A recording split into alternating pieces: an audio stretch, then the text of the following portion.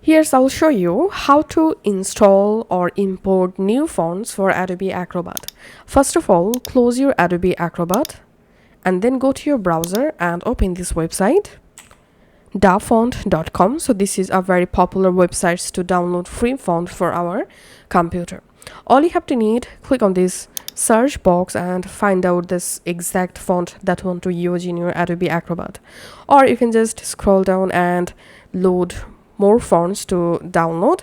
So in my case, I'm just downloading this font. For example,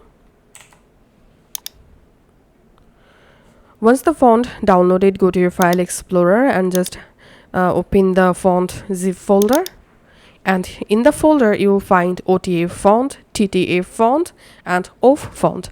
You can just go ahead and install any of the font. Let's double click on this Richie's styler.ota font, and here just clicking on install, and the font will install in just few seconds. Once installed, close these and go ahead and relaunch your Adobe Acrobat on your PC and open a PDF file.